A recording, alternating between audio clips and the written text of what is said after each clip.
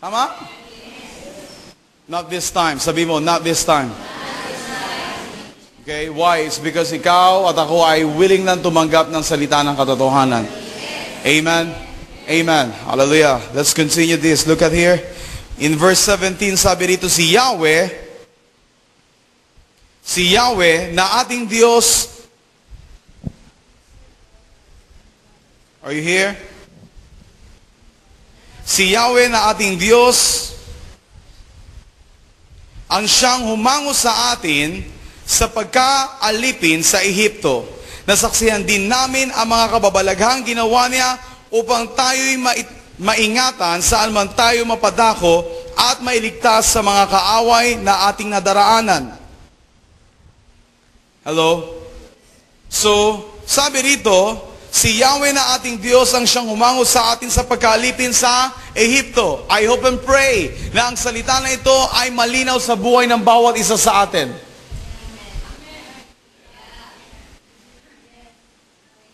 Amen? Kung tatanungin ko kayong lahat, bakit ka naririto? Ano ang ipinaranas mo sa kabutihan ng Diyos? Sorry, ano ang naranasan mo patungkol sa kabutihan ng Diyos sa iyong buhay? I mean. Amen? Amen? Tama ba? Kasi, sa pagkakalam ko, no, like for example, sa business, no, halimbawa, sa tindahan na ito, no, alam mo na nasatisfy ka sa produkto niya, then, sa susunod na pagkakataon, babalik ka sa kanya. Are you with me? Why? It's because alam mo na maganda yung produkto niya. Am I right? Amen? Did you get this? No? Katulad doon sa pandisalan sa amin. No? Ano yun? Tawag dito, binabalikan ng mga tao. Why? It's because maganda yung produkto niya. Maganda yung quality ng produkto niya. Am I right? Amen? So I hope and pray na ganun din sa bawat isa sa atin. The reason kung bakit tayo bumabalik-balik, saan? No? Sa presensya ng Diyos. Why? It's because alam natin na siya ang lahat sa buhay natin. Are you with me? Dahil alam natin isang araw, na tayo ay kinatagpo ng Diyos mula sa lugar na ito. At habang tayo kinakatagpo ng Diyos, ipinakikita niya sa atin kung ano ang katotohanan, kung ano ang mabuti. Are you with me? Sa buhay ng bawat isa sa atin. Kung kaya't ito yung nais nating mithiin sa ating sarili. Amen. Hindi ka babalik sa lugar na ito. Why? It's because walang nangyari sa buhay mo. Did you get my point? But the reason kung bakit ka, nagnanais na bumalik sa lugar na ito, why? It's because alam mo na ang presensya ng Diyos ay nasa ating kalagitnaan. Hindi dahil sa nandoon yung pastor. No? Are you with me? Why? It's because maraming simbahan na may pastor din. Tama po ba? Hindi dahil sa doon merong pogi doon na kumakanta, merong maganda doon na worship leader, no? Magagaling yung mga musician doon. Hindi yun ang basihan. The reason kung bakit ka bumabalik, why? It's because most of all, na-attract ka sa presensya ng Diyos. Why? It's because alam mo, sa presensya ng Diyos, ikaw ay nakakasumpong ng kapahingahan. Nakakasumpong ka ng kalakasan. Nakakasumpong ka ng alin? No? Ng kagalingan sa iyong buhay, sa iyong kaluluwa. Kung kaya't ito ay nagmarka sa iyong puso at ngayon, patuloy mo itong binabalik-balikan. Why? Dahil nakita mo kung gaano siya kabuti sa buhay mo. Na sa lugar na ito, ikaw ay kanyang kinatagpo. Na sa lugar na ito, makakaasa ka na ang kanyang presensya ay bumababa mula sa kalangitan. Hindi mo man siya nakikita sa pamagitan ng iyong mga mata. Are you listening? Amen. That's why kung meron bang isang bagay na dapat na manatili at maitatak sa puso ng bawat isa sa atin, listen, you know what? Yung paggawa natin ng desisyon kung bakit ikaw at ako, ang buhay natin ay para sa Diyos lamang. Amen?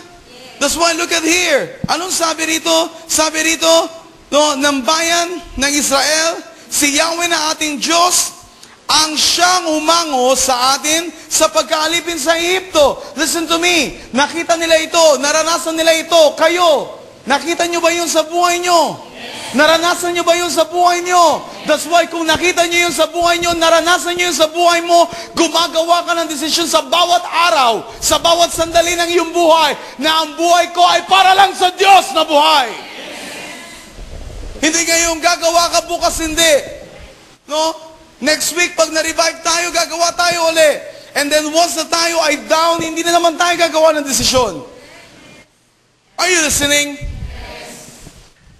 I hope every day alam natin kung paano gumawa ng desisyon sa buhay natin. God is reminding you about these things. Gumawa ka ng desisyon every day sa buhay mo na ang Diyos lamang ang dapat na paglingkuran ng iyong lakas, ng iyong buhay, ng iyong kaluluwa. Wala lang iba. Pastor, bakit hindi every Sunday lang? What do you think? Every Sunday ka lang kumakain? Come on. Ano sa tingin natin? Tuwing linggo lang ba tayo kumakain? Sa natural? Pag ganun ang sistema, patay na tayo. Di ba? Kaso hindi eh. Every day, at least 3 times a day, kuminsan more than pa nga eh. Kasi meron ka pang snacks. Di ba? Sa tanghali, sa hapon, and meron ka rin midnight snacks na tinatawag. Tama ba? Tama ba? Why? No? Kasi, syempre, pag nakaranas ka ng gutom, no, ayaw mo magutom bago ka matulog. Tama po ba? No, that's why, binubusog natin yung ating tiyan. I hope and pray, ganun din yung ating mga spirito. No, ganun tayo kauhaw, ganun tayo kagutom. Saan? Sa presensya ng Diyos sa ating buhay. Amen. Sabi dito, God will bring His word or promises into fulfillment. Now look at here. Sabi dito, hallelujah. In verse 18, pagdating natin, pinalayas niya sa lupain ito ang mga Amoreyo, ang lahing nakatira dito. Kaya't kami rin ay kay Yahweh maglilingkod. Siya ang ating Diyos. 19, muling nangusap si Joshua sa bayan, hindi kayo makapaglilingkod kay Yahweh, sapagkat siya'y isang Diyos na banal at ayaw ng nahahating paglilingkod. Is this clear? Amen. You know, let me pause here. Ito yung dahilan, listen to me, no?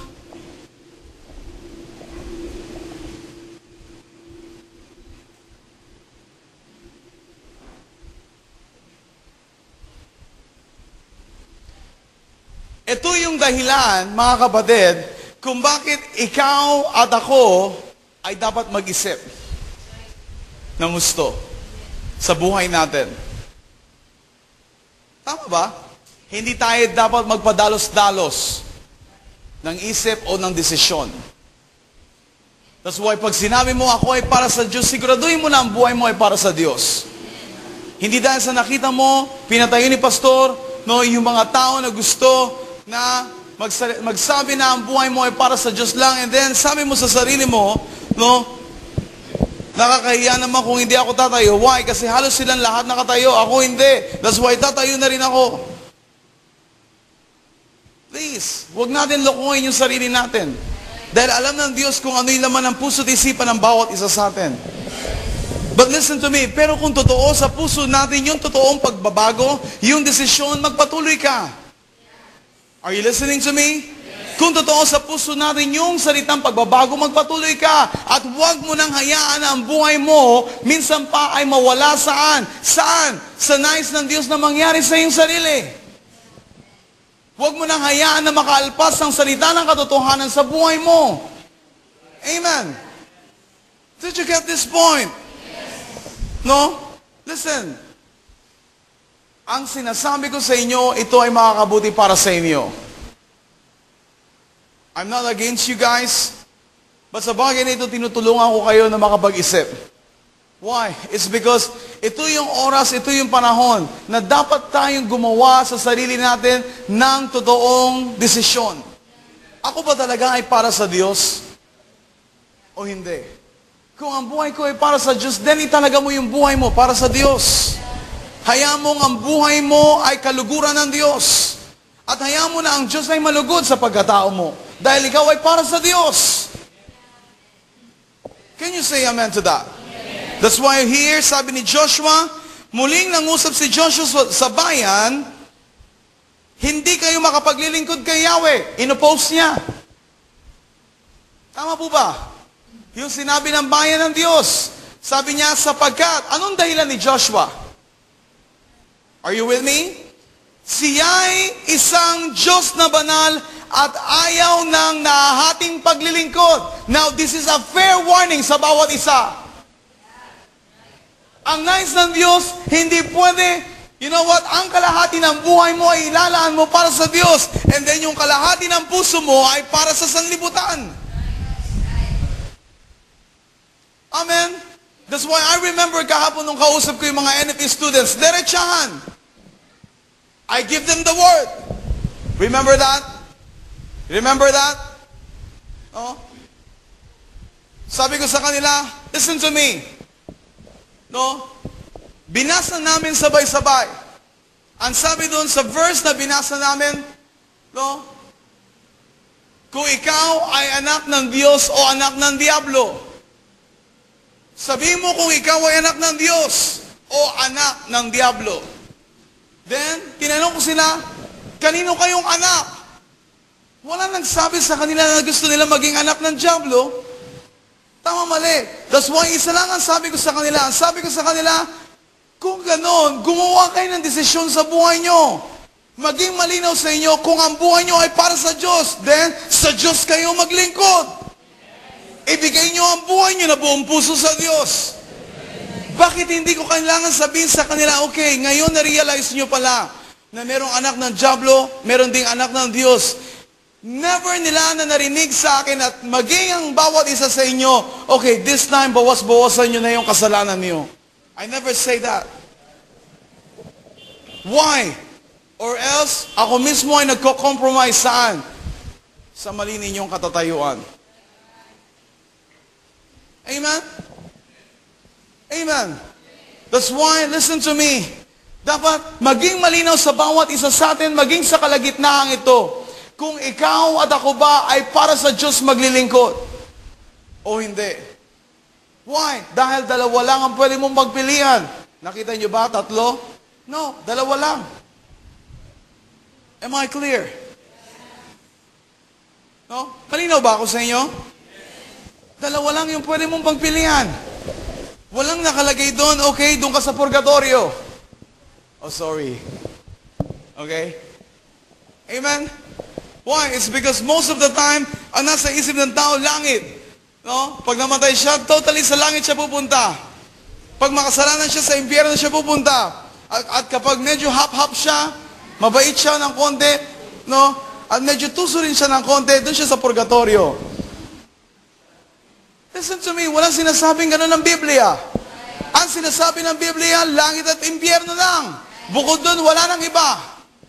That's why, ano ang pagpipilian natin? Dalawang bagay lang din. Kung ikaw ay para sa Diyos dapat ka maglingkod. Kung ang buhay mo ay hindi mo nakikita sa Diyos, then bahala ka. Malinaw? Amen. Hallelujah. That's why look at here. If you remember, sabi rito in verse 19b, sabi rito, hindi niya ipahihintulot ang inyong mga pagsuway at pagkakasala. Amen? Nasusundan niyo ba ako? Oh. Saan kayo nakatingin? You know what? Oh, kung minsan, pag hindi niyo binabantayan yung sarili niyo, no, kung minsan ang ilan sa inyo, pag sinabi ko, nasusundan niyo ba ako? Yes. No? Yung iba nakatingin kayo sa akin, instead na nakatingin kayo sa Bible niyo. Okay? Look at your Bible. Okay? Amen. Amen? Please. That's why you have your Bible. Para ikaw mismo malaman mo kung ano yung sinasabi ng salita ng Diyos. Amen. Amen. Okay, look out. Are you there? In verse 19, sabi diyan, hindi niya ipahihintulot ang inyong mga pagsuway at pagkakasala. Is this clear? Malinaw ba ito sa atin? Yes. That's why walang hap-hap. Tama? Tama ba? Puti, puti, itim, itim. Yun yung sinasabi ng Biblia. That's why, no? Ano ang lagi natin naririnig sa ating kalagitnaan? Huwag nating hayaan na tayo mag-compromise o magkompromiso. Hindi pwedeng halfway. Tama po ba? That's why this time, dapat maging malinaw sa bayan ng Diyos, sa kanyang mga anak, sa puso ng bawat isa sa atin na narinito ngayon, kung ikaw ay para sa Diyos, then ibigay mo ang buong lakas mo, ang buong panahon mo, ang buong buhay mo sa paglilingkod sa kanyang pangalan. Salamat sa dalawa na narinig ko. Salamat sa tatlo. Amen? But the rest, anong sagot ninyo? Why? You know what? Gusto kong iklaro ang bagay na ito. That's why, tanongin niyo yung sarili niyo. No? Kung gaano kayo nakakonekta. Saan? Saan? Sa iglesyang ito. Sa pamilyang ito. Kung paano kayo nakakonekta. Saan? Sa nais ng Diyos na mangyari. Are you with me? Sa mandato ng Diyos. Sa plano ng Diyos. Amen? Hindi ko magagawa na, you know what, every time na meron kayo cell groups at prayer meeting, pumunta ako sa inyo. Umiikot ako sa mga prayer meeting at sa mga cell groups, pero hindi sa buong, you know what, hindi ibig sabihin na sa loob ng isang linggo, for every time na meron kayong cell groups, nandoon ako. But ginagawa ko yung makakaya ko. Why? It's because nais ko rin, you know what, na kayo ay makita. Makita ko, especially kung ano yung ginagawa ninyo. Meron ba kayong pakikiisa sa inyong gawain? O wala? Amen. Amen. No? So, dito nyo makikita yung commitment ng bawat isa sa inyo, doon pa lang sa gawain.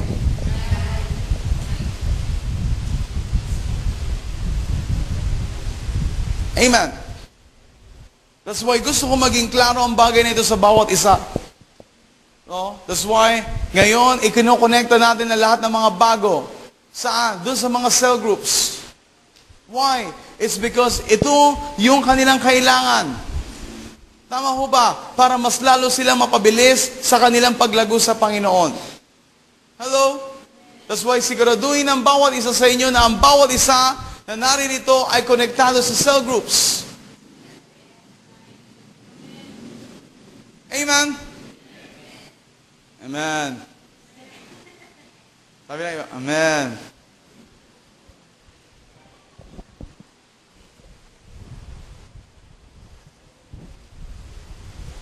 Amen. Hallelujah. So look at here, verse 20.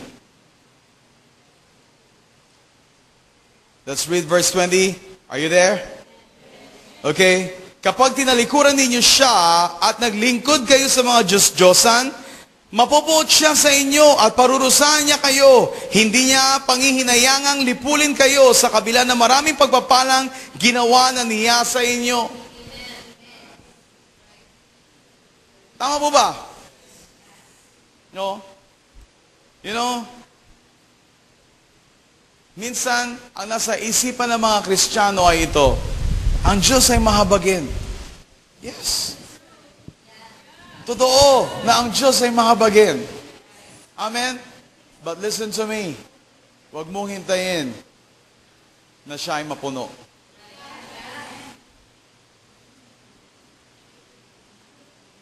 Amen? Dahil marunong din siya mapuno. Look at the Bible. Sabi niya dito, kapag tinalikuran ninyo siya, are you listening to me? Binabasa niyo ba yung Biblia niyo? Look at your Bible. Oh? Kapag tinalikuran ninyo siya at naglingkod kayo sa mga Diyos-Diyosan, mapupot siya sa inyo at parurusahan niya kayo. So, ibig sabihin, sa puntong ito, gustong makasiguro ng Diyos kung ikaw ba talaga ay para sa Kanya. Dahil kung ikaw ay hindi desidido, huwag mong sabihin na ikaw ay para sa Kanya. Or else, once na ikaw ay tumalikod sa Kanya, sa kabila ng katapatan na ibinigay niya sa iyo, sa kabila ng pagpapala na ibinuhos niya sa iyo, at isang araw, nakaalala ka na bumalik ka sa dati mong katauhan, listen to me. No? Ikaw ay magsusulit sa bagay na yan. Are you here? Are you here? That's why look at, sabi rito, no? Hindi niya pangihinayangang lipulin kayo sa kabila ng maraming pagpapalang ginawa na niya sa inyo. So did you get this point? Did you read your Bible? Sabi niya, hindi niya pangihinayangan. Ibig sabihin, listen, hindi magdadalawang isip ang Diyos sa buhay mo. Hello? Kasi kung minsan, inaabuso natin ng Diyos. Kung minsan, inaabuso natin ang kabutihan ng Diyos. Kasi alam natin, no, na mahal ako ng Diyos. Yeah, that's true. Mahal ka ng Diyos. Pero wag mo sanang abusuhin ang pagmamahal ng Diyos para sa iyo. Dahil listen, kung talagang mahal mo rin ang Diyos, hindi mo hihintayin ang sarili mo na maging abusado. Tama ba? It's the same sa relasyon ng mag-asawa. Kung mahal mo ang asawa mo, you know what? Hindi mo pagsasamantalahan yung pagmamahal mo o pagmamahal niya para sa iyo. Did you get my point? Amen. Hello? Or else, no, hindi pagmamahal ang tawag doon. Pagsasamantala. Ibig sabihin, kailangan mo lang siya. Why? Dahil meron kang kailangan sa Kanya. I hope and pray na tayo mga mananampalataya, hindi ganito ang puso natin. No, I remember one time doon sa CD ni Dr. Jonathan David na pinakikinggan ko, that's 2009 during our SOP. Sabi niya ganon, merong mga tao, no, especially kapag dumadanas ng problema, makikita mo sa mga gawain, sila yung unang nauuna. Magtataka ka, hindi naman ganon yung dati nilang ginagawa. Pero bakit sila nauuna? And yet before, hindi mo naman sila nakikita na ganon. Are you with me? Why? Once na tinanong mo, it's because number one, sila ay may problema. That's why they are. No, that's why, no, nandoon ang kanilang presensya. But the moment, no, na wala ang kanilang problema, hindi mo makikita na sila'y nangunguna sa gawain. And you know what? Sa ilang panahon na ako ay nagpapastor, listen to me, nakita ko na itong bagay na ito. Are you with me? I'm not saying kayo sa labas. Okay? Isipin nyo na kung sino yun nasa labas. Amen. Masyado kayo nag-iisip. Sino kaya yun? I know some of you, sino kaya kayo? No. Please, no, hindi kayo yun. Huwag niyo sabihin kayo yun. It's because I know na binago na kayo ng Diyos. Salamat sa Diyos. Tama po ba? No? Pero katotohanan lang yung sinasabi ko. No? May mga tao na kung saan makikita mo doon sa gawain once na sila ay may pangangailangan. Pero pag wala na silang pangangailangan, nandoon sila sa kalagitnaan ng lahat ng pagpapala. Hindi mo makikita. Saan? Sa gawain ng Diyos. Are you listening to me? That's why gusto ko maging malinaw ang salita na ito sa buhay ng bawat isa. Whether you are blessed or not, still, ang buhay mo ay para sa Diyos lamang. Whether ikaw ay nasa suffering, testing, or trials, still, ang buhay mo ay para sa Diyos lamang. Sabi nga nun, walang sino man na makapag-iwalay sa atin sa pag-ibig ng Diyos. Hindi ang kahirapan. Hindi ang sakit. Hindi ang karamdaman.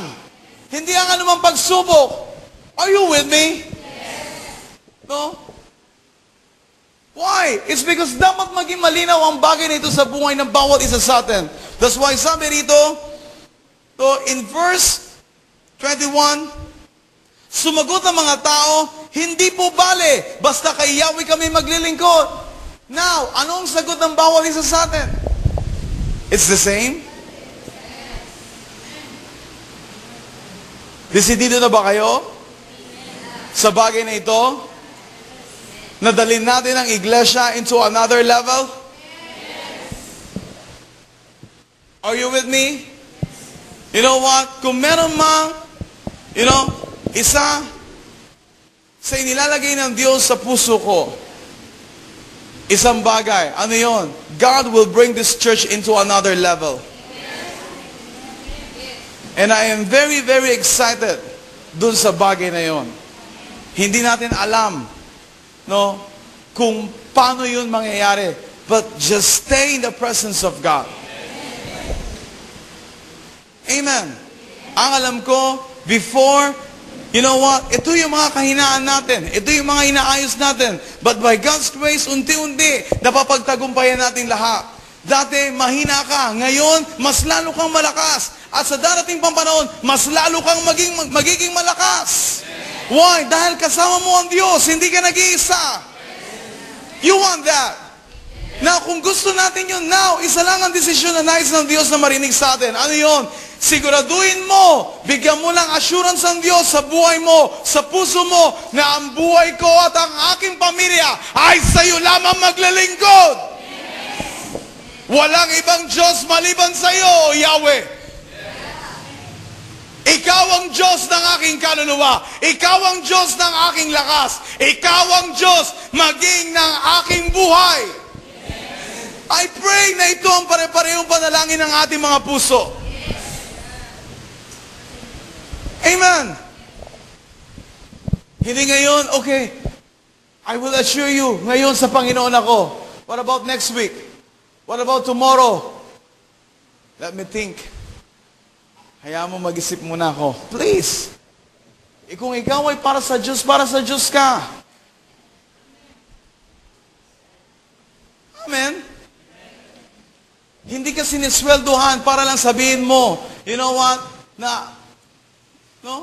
para sa Diyos ako. Tama po ba? Sa company, meron tinatawag na, oras na pinagtatrabahoan mo. Like for example, 8 hours. Amen. Tama po ba? But doon sa 8 hours na yun, hindi ka magtatagal doon sa company na yun na hindi ka sinisweldohan. Correct me if I'm wrong. Meron ba dito na magtatagal ng 8 hours sa trabaho na kung saan sasabihin sa'yo, thank you? Hindi ka papayag. Tama? Tama po ba? Anong gusto kong ipunto sa bawat isa sa inyo? Isa lang. Ano yun? Kayo nga, hindi nga kayo pumapayag na sabihin sa inyo ng kumpanya na pinagtatrabahoan nyo, thank you. Even ako. Diba? Sasabihin, for example, sasabihin sa akin ng boss ko, okay, Ronnie, salamat saan? Sa benta na binigay mo, thank you. Even ako, hindi ako papayag. Amen. Are you with me? Yes. No? Why? It's because meron kang ine-expect dun sa company na pinagtatrabahuan mo. What about ang Diyos sa'yo? Kung sinasabi mo, ako, Diyos ay para sa iyo. Kung sinasabi natin, Panginoon, ang buhay ko ay para sa iyo. Listen, hindi ka kailangan sweldohan ng Panginoon para magstay ka lang sa presensya niya. Did you get my point? Diba? Dahil hindi niya kailangan bilhin yung tiwala na dapat na ibibigay mo sa Kanya. Hindi niya kailangan gawin yon. Ang kailangan, ma-realize mo ngayon, Lord, para sa akin, pribilehiyo na ang buhay ko ay magamit mo para sa iyong kalwalhatian. Did you get this? Amen? Look at here. Are you listening? Where are we?